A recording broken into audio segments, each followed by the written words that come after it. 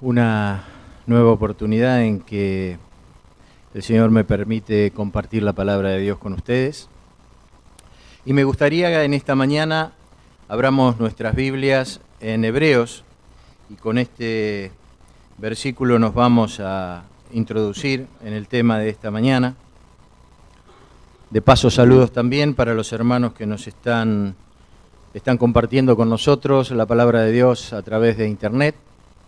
Saludos también para ellos. Vamos a leer en el libro de Hebreos, capítulo 12, versículo 14. Hebreos 12, 14 dice: seguid la paz con todos y la santidad, sin la cual nadie verá al Señor. Y como cristianos, cuando hablamos de santidad, sabemos claramente que es el camino que el Señor nos propone seguir, pero no estoy tan seguro que cuando hablamos de paz, hablemos siempre de lo mismo. Porque vivimos en un mundo que no necesariamente se caracteriza por la paz. De hecho, el siglo pasado, y la mayoría de los que estamos acá lo hemos vivido, no los más pequeños, pero el siglo pasado, siglo XX, es el siglo que se caracterizó por la mayor cantidad de asesinatos de toda la historia. Solo la guerra, en forma directa o indirecta, ha tenido 187 millones de víctimas. 187 y 6 ceros. 187 millones de personas que perecieron en el siglo XX a causa de las guerras, 165 conflictos armados, casi en forma ininterrumpida durante el siglo XX, siempre en algún punto del mundo hubo una guerra. Y es por eso que, habiendo solo breves periodos entre ellas en que había algo de paz, los líderes de las naciones se propusieron crear la Liga de las Naciones. Pero como no dieron resultado, crearon las Naciones Unidas para mantener la paz. Y sus esfuerzos, ahora sí, continuaron fracasando. Y entonces cuando uno se encuentra con estas cosas y mira un poco la historia, a la memoria se vienen versículos, ¿sí? Y yo les recuerdo Jeremías 8:11 que dice: y curaron la herida de la hija de mi pueblo con liviandad, diciendo, paz, paz, y no hay paz. Y el Señor mismo, que hablando de estas cosas dice: cuando oigáis de guerras y rumores de guerra, no os turbéis, porque es necesario que suceda así, pero aún no es el fin. Un fin cada vez más cercano, pero que convive con la guerra. Pero saben, yo decía, porque al principio que quizá no nos poníamos de acuerdo en términos de definir la paz, porque no todos buscamos la paz internacional. Quizá uno se hace consciente de estas cosas cuando te toca cerca, cuando te toca vivir una guerra, y gracias a Dios nosotros, este país, hace ya muchos años. Pero hay otros que conviven con la guerra, y entonces ellos sí, quizá, porque sus hombres que van al frente de batalla, sus hijos que van al frente de batalla, perecen allí, ansíen permanentemente la paz. Pero quizá nosotros, cuando hablamos de paz, podríamos estar pensando mucho más en la paz personal. Un poco de paz. ¿Cuántas veces rogamos por un poco de paz?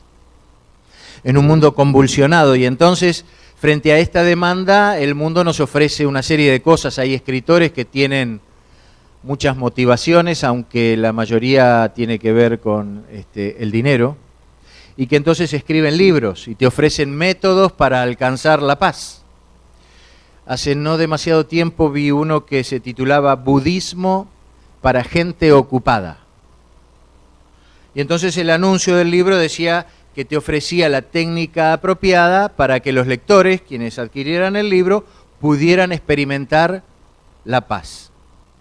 Y el mismo autor, allí vieron que en la solapa siempre tienen los libros que los autores han escrito, decía que había escrito otro que se llamaba Apresúrate y medita. ¿No? Parece una contradicción, apresúrate y medita. Y entonces el subtítulo era Equipo para comenzar a tener paz interior y mejor salud. Uno lo lee así y la verdad, ¿quién no quisiera tener paz? ¿Quién no quisiera tener salud? Hay cursos. ¿Vos querés paz? Hay cursos. Hay cursos que te dicen que podés llegar a lograr la paz interior con solo no pensar en nada. Y aunque parece imposible esto de no pensar en nada, en todo caso, vos dejás volar tu imaginación, dejás que la mente se vaya desordenadamente, dejás vacíos, y vos sabés que los vacíos siempre se ocupan. Y cuando vos dejás en tu mente un vacío, hay un ocupa espiritual que se encarga de llenarlo. Esto es muy peligroso. Quizá debiéramos decir la búsqueda infructuosa de la paz, en un mundo de pecado, en un mundo corrompido, en un mundo difícil. Pero el enemigo es mucho más astuto y entonces suele, como sabe que esto de dejar la mente en blanco para un cristiano no va, nos ataca de otra manera. Y ustedes saben que el enemigo de Dios es prefiere los extremos. Y entonces te va desde dejar tu mente en blanco y meditar y tratar de encontrar por allí el camino, despreocupado del todo, o el otro extremo, mantenerte como ocupado totalmente. Y eso nos suena un poquitito más cercano, nos suena un poquitito más familiar. Esto de que siempre nos damos cuenta que estamos ocupados.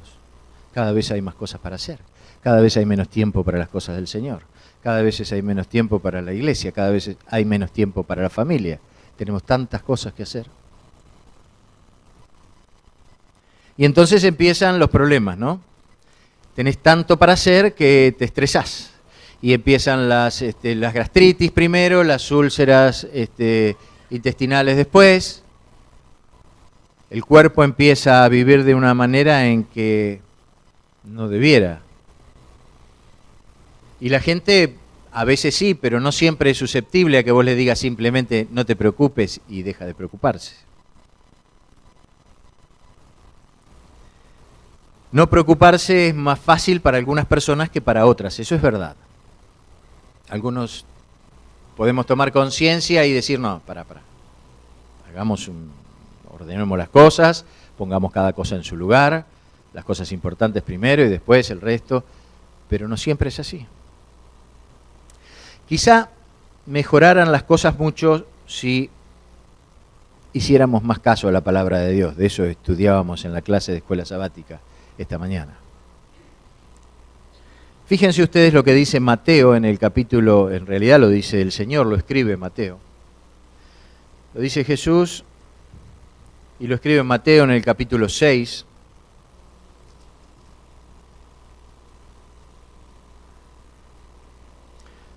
Capítulo 6 de Mateo, versículo 34. Así que no os afanéis por el día de mañana, porque el día de mañana traerá su afán. Basta a cada día su propio mal. O lo que traducido en pocas palabras podría decir, vivamos un día a la vez. Y esto de vivir un día a la vez tiene mucho que ver con los grupos de autoayuda, ¿no es cierto? Que le proponen a la persona para salir de sus adicciones y de sus problemas, vivir un día a la vez. Y no lo descubrió Cormillot ni nadie por el estilo, está aquí en la palabra de Dios. Vivir un día a la vez. Preocupación. ¿Qué ¿Qué es la preocupación? Ocuparse antes. Estar inquieto, estar ansioso. Vivir en ese estado, ¿no?, de que no puedo estar tranquilo. Preocupación. Y a ver, no hay nada malo en preocuparse si yo tengo un hijo enfermo y me preocupa su salud y entonces hago todo lo que tengo que hacer para poder cuidarlo, tener el turno del médico o el remedio que el médico recetó para su cura. Pero también es cierto que hay una preocupación que podríamos decir es tóxica, que es la preocupación de aquellas cosas que quizá podrían llegarme a afectar. Entonces hay una ansiedad que es lógica y natural, apropiada, y hay otra que es tóxica. ¿Se ve la diferencia? Obviamente, aún la preocupación adecuada,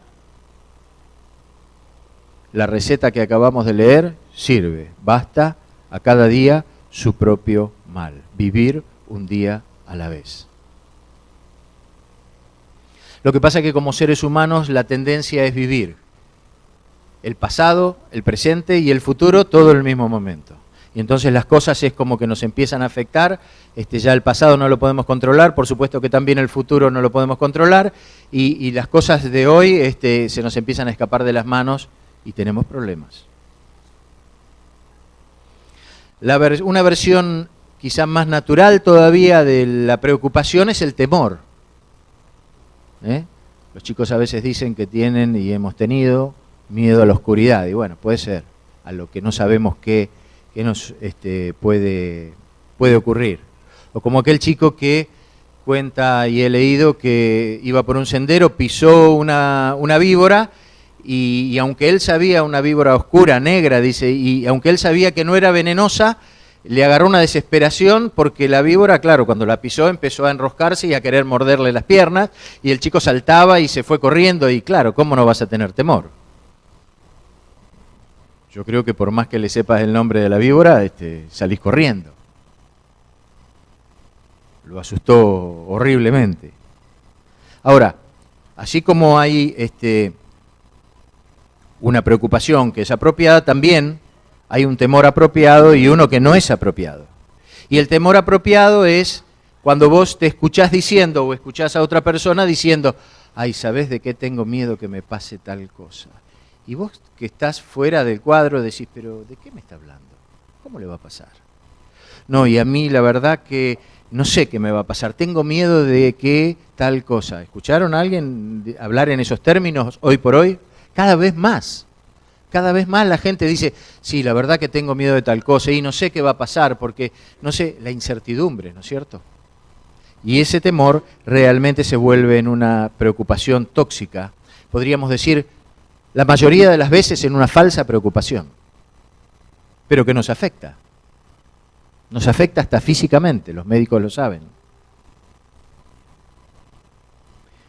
Y el mundo también te ofrece su versión para alcanzar la paz, en realidad para evadir, por así decirlo, con una paz falsificada, la realidad, salirse de la vida, salirse de la realidad del día a día, y entonces, bueno, ahí entonces tenés el alcohol, las drogas, aquellos que se sienten que tienen que estar atentos y viven a café, y los que viven a calmantes, y evadirse de una u otra manera. Muletas, algunas menos perjudiciales que otras, pero muletas al fin.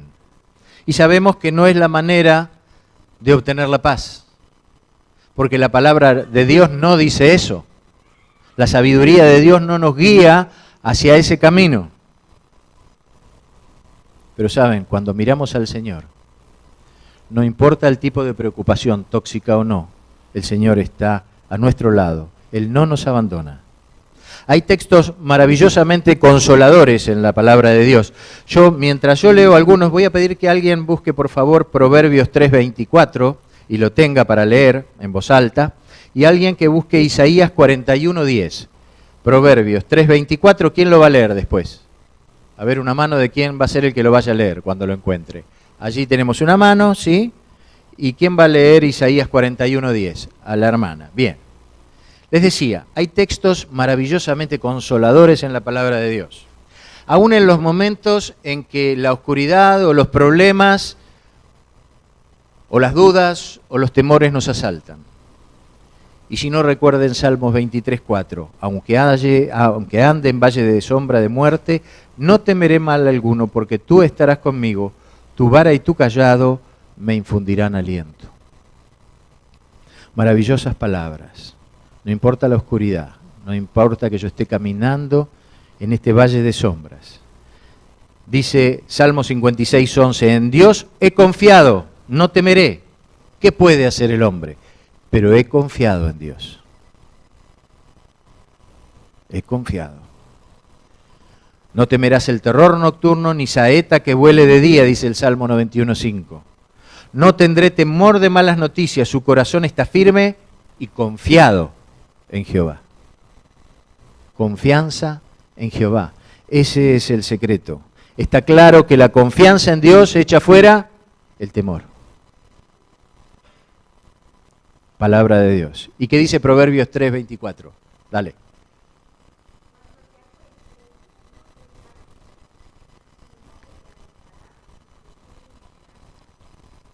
Confiando en Dios, teniendo a Dios a nuestro lado, siendo conscientes de su presencia.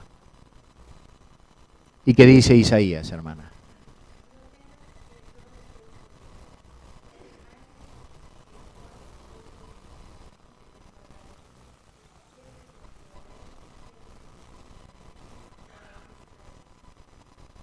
Amén, amén.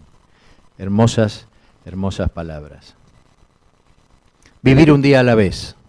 Y el secreto de poder vivir un día a la vez, porque también tenés que poder vivir un día a la vez, es confiar en Dios. Van de la mano. No hay manera de hacerlo si no es confiando en Dios. Fíate de Jehová de todo tu corazón y no te apoyes en tu propia prudencia. Reconócelo en todos tus caminos y Él enderezará tus veredas.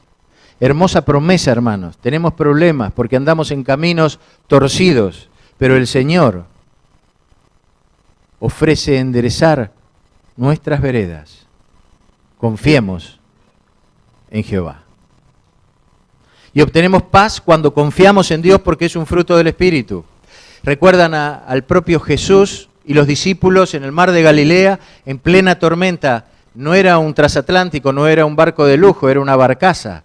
La tormenta era tan impresionante que los discípulos pensaban que iban a morir. Sin embargo, Jesús, ¿qué hacía? Dormía. Salpicado seguramente por las olas, molestado, diríamos, por los gritos de los discípulos. ¿Cuál era la diferencia? ¿Qué hacía Jesús? Estaba confiando en su Padre, estaba confiando en Dios. Era la única forma de mantener la calma en circunstancias como esas. Saben, yo he leído algunas cosas interesantes respecto de los barcos, que han evolucionado obviamente desde los vikingos o los fenicios hasta acá, de una manera maravillosa, pasando por los peregrinos que trajeron desde Inglaterra el mensaje a Estados Unidos y de allí al mundo. Los barcos han evolucionado. De hecho, yo he tenido algún pequeño barquito y he tenido la oportunidad también de viajar en un barco de esos transatlánticos que son más de 200 metros de eslora, se dice, de largo. Parecen edificios, cuando uno los mira desde abajo, son edificios que flotan. El Sensation era ese barco. Y saben, cuando uno ve estos grandes barcos, ellos tienen estabilizadores ubicados en la proa, o sea, al frente del barco, y unos alerones horizontales que resisten los movimientos, estos movimientos, que son los que marean a la gente, ¿no? Cuando el barco va acompañando las olitas así, y el estómago tuyo empieza a ser así, y tu centro del equilibrio en el oído se empieza a mover. Bueno, estos barcos grandes tienen estos alerones y estos estabilizadores para que ese movimiento sea menor. Y también tienen otros que se llaman giroscopios, que tienen que ver con cómo cómo reducen el movimiento lateral en plena tormenta, y entonces también para que evitar este movimiento. Y esto, con estas cosas los estabilizan.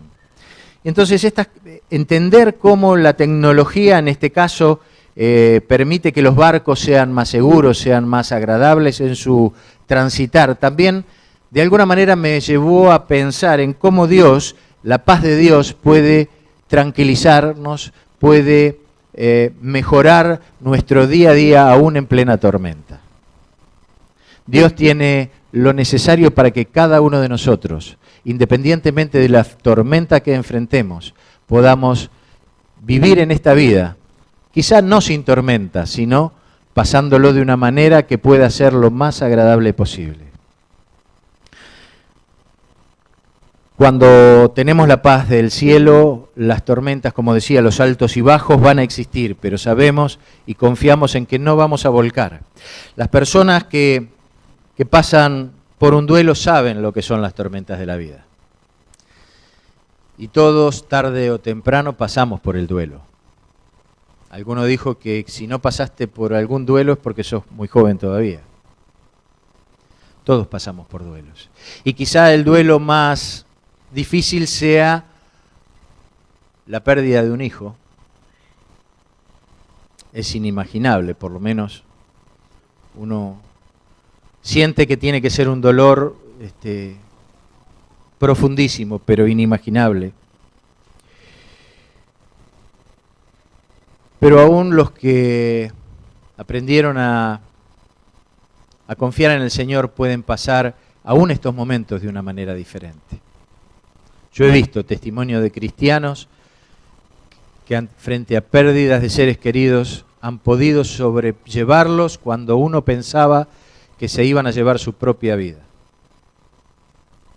En 1873, 2 años después del gran incendio de Chicago que arrasó Chicago, 1873, 2 años después, Horacio Spafford era abogado allí en Chicago, un próspero abogado, anciano de iglesia, la iglesia presbiteriana, y con su esposa Ana vivían con sus 4 hijas allí en la ciudad de Chicago.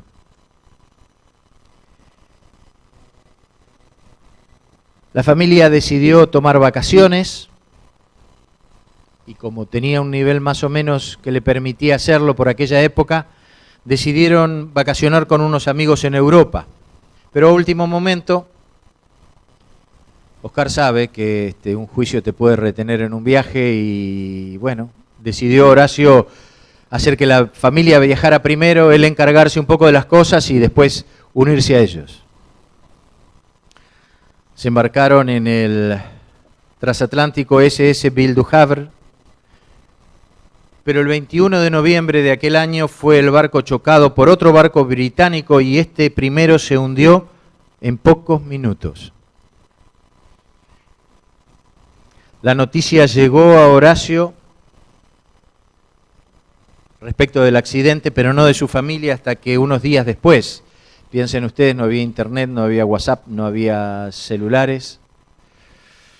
Le llegó, encontraron, en realidad se enteró que Ana había sido rescatada, asida a un mástil que flotaba, pero sus 4 hijas habían perecido. 9 días tardó el barco que la rescató en llevarla al puerto de Cardiff, en Gales, y poder enviar un cablegrama a su esposo Horacio que decía 4 palabras solamente.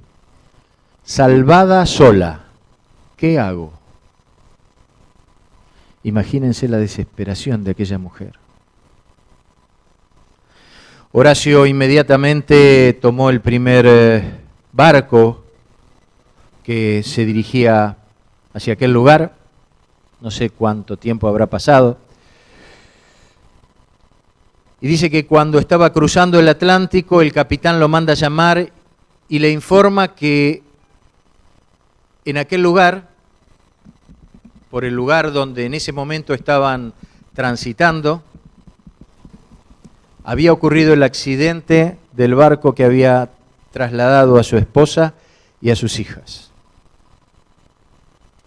Y cuenta él su experiencia que, imagínense la emoción profunda que sintió al pasar por aquella tumba líquida donde sabía que había pasado lo que había pasado. Dice que sintió, más allá de la pena, inspiración divina, porque uno en esos momentos solo así puede sobreponerse, para encontrar algo de paz. Una paz que dice que lo movilizó a escribir un himno. Es un himno que le voy a pedir a la gente de sonido si lo tiene preparado. Está en nuestros himnarios. Es el 426 que se llama Tengo paz. Y le voy a decir por lo menos la primera estrofa, si la pueden pasar ahora. Esto es lo que sintió Horacio en su corazón y pudo escribir.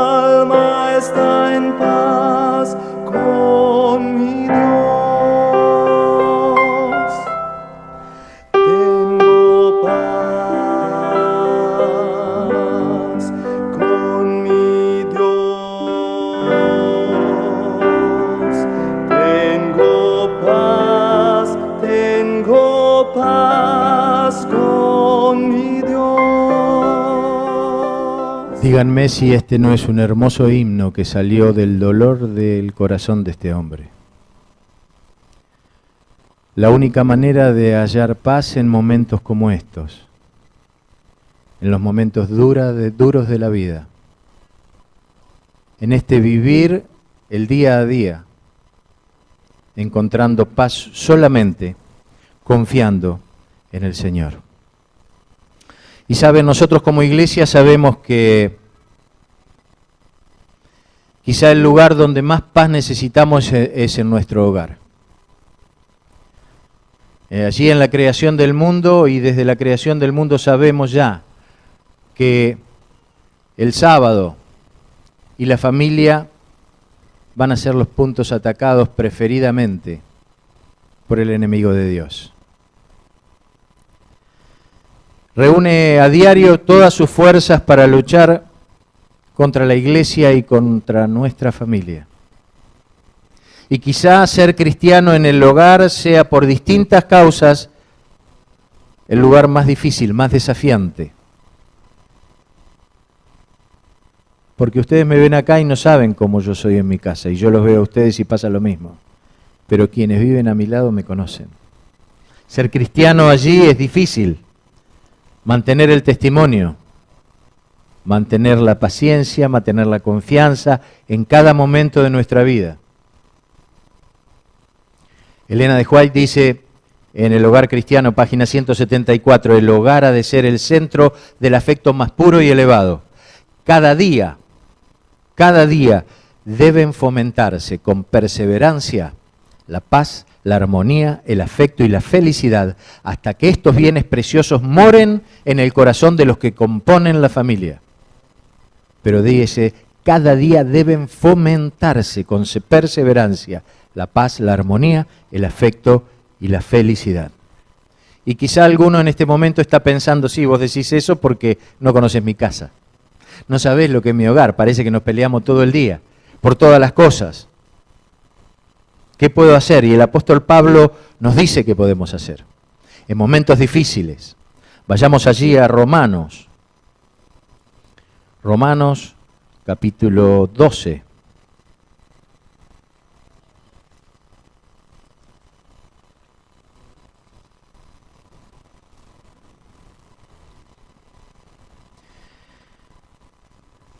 Romanos capítulo 12, versículo 18 dice, si es posible, en cuanto dependa de los demás, estad en paz con todos los hombres.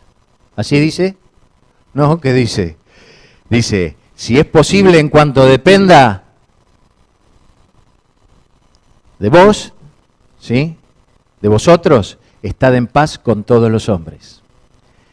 Y esto revalida aquel proverbio que dice que la blanda palabra aplaca la ira. O el dicho popular que dice que cuando uno no quiere, dos no se pelean. Y quizá muchas veces nos falta esto, tomar esta iniciativa de que depende de mí para que haya paz en mi hogar. Depende de mí. Es la mejor manera, es la que nos propone la palabra de Dios a través de Pablo. Que empiece por vos, que seas vos el que dé el primer paso en esta línea, en cuanto dependa de vosotros. Y quizá útil sea también la oración de Niebuhr, de Reinhold Niebuhr, que escribió la oración por serenidad, también utilizada muchas veces en los grupos de autoayuda, que dice, y ahora van a saber, si alguno todavía no sabe cuál es, algunos van a saber ahora, otros quizá sea por primera vez que lo escuchan, pero no creo. Dios, concédeme la serenidad para aceptar las cosas que no puedo cambiar, el valor para cambiar las cosas que sí puedo y la sabiduría para saber la diferencia. También Dios puede ayudarnos en estas cosas, más allá del dolor, en las cosas del vivir diario, donde muchas veces peleamos batallas que no deberíamos pelear. Dejamos pasar otras porque no nos damos cuenta. Serenidad para aceptar lo que no puedo cambiar, valor para aceptar, para cambiar las cosas que sí puedo, y la sabiduría para darme cuenta la diferencia. Saben, cuando no hay paz en el hogar, finalmente se refleja en la iglesia, porque nosotros como iglesia somos la suma de nuestras familias. Los apóstoles tuvieron diferencias, pero fueron guiados por el precepto, por la misión que Dios les había encomendado, que era predicar el evangelio al mundo. El deseado de toda la gente es en la página 298, dice, los que aceptan a Cristo al pie de la letra y entregan su alma a su custodia, esto es, confían en Él, y su vida para que Él la ordene, hallarán paz y quietud. Y saben, recibir la paz no es como una encomienda, ¿no es cierto?, que te la traen a casa. La paz, como el resto de los frutos del Espíritu, debe buscarse. Buscad, pedid y se os dará, buscad y hallaréis. Llamad y se os abrirá, dice el Señor.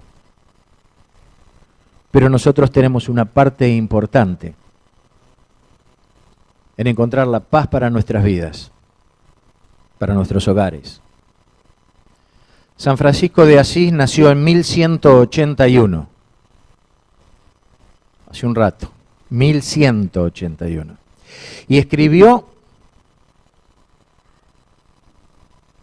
en forma muy hermosa estas palabras, esta oración.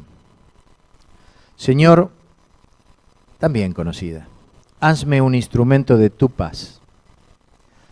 Donde haya odio, ponga amor. Donde haya ofensa, perdón. Donde hay duda, fe.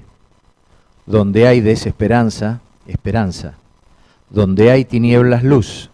Donde hay tristeza, alegría.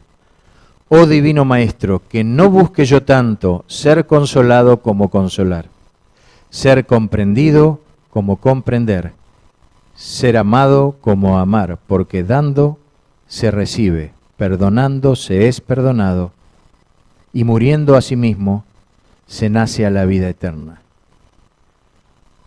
La verdadera paz no es algo que siempre está en otro lado, que está lejano, crece dentro de nuestros corazones, como un fruto del Espíritu. Bienaventurados los pacificadores, porque ellos serán llamados hijos de Dios. Es importante porque con Jesús lo importante es aquello que estamos llegando a ser, que vamos a ser. Hay un canto, y con esto vamos terminando ya, conocido, escrito en el siglo XIX por Warren Cornell en una reunión campestre de esas que se hacían en Wisconsin, en Estados Unidos. El título es Maravillosa Paz. Ustedes la conocen porque lo han cantado con otro título muchas veces. Pero antes, y le pido a los ancianos que me disculpen que yo voy a anunciar el último himno entonces. Antes de eso y antes de cerrar con este himno, cuyo coro se llama originalmente Maravillosa Paz, y que su coro dice: paz, paz, cuán dulce paz la que da nuestro Padre eternal, le ruego que inunden por siempre mi ser sus ondas de amor celestial. Recuerden que Jesús nos propone vivir un día a la vez, y el secreto de vivir un día a la vez es confiar plenamente en Dios. Que Dios les bendiga.